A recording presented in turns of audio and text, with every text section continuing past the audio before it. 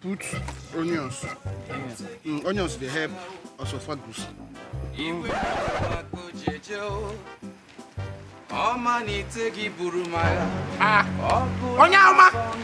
Onya! Yes! Onya to me ego. Odoke etu.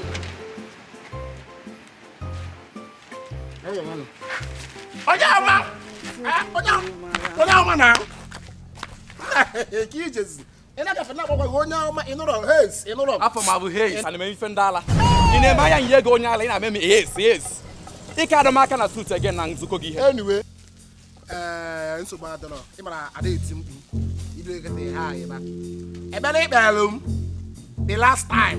ina asim na this month is my month ina full breakthrough ina eme nka nwota ego do do na nwota cha pe aka nnakwa ebe nno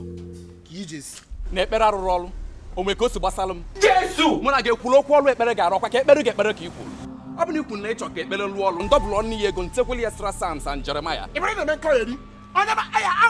awakwa na anwa onye abere kwa na o abụkwa onye awa akpọsụwa m iwe nke wasị m nweta ego dị ona nwa na abanye mekwasị na gide emie kọbam ike ị na-ayịkwala m agwa na maghị gala 33 years abụ m onye kalabara rama n'Igbo abụ m ka nda anara atamata ị chọrọ dị ka onye awa onye awa n'ogbe mkpa onye awa sọgọrọ m ka onye na-ikwu akwa ka ndị be akwụkwọ onye awa n'ogbe mụ na gị ga-eme ife today onye awa mara ma agwa gị how radical ndị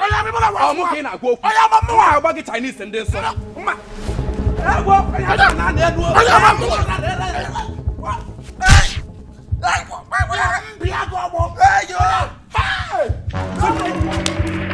onye amaka mmadụ wato n'ala onye awa n'ogbe m ị na-abịa ịmụ m aka onye awa n'ogbe m Jinji mu ka mmadụ nke ụwa tụrụ ala hello Angel Michael biko wọrọ mmadụ na-abụ tiolo nwe bịaba n'elu ụwa na ndị ji n'elu ụwa mụ ka mmadụ ụwa wenyile enu 100 feet apart wee rapụ m wee pita ọka papọchala acha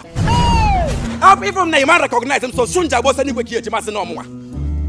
mụ ha gị n'elu ọbụ mperikoma nwa ikali zere ndị anụnwa mmegosi onye ha radikal ndị ọkwa ịfọ gị egosi ihe edi igwe na-ada ụda na mma kachasị obodo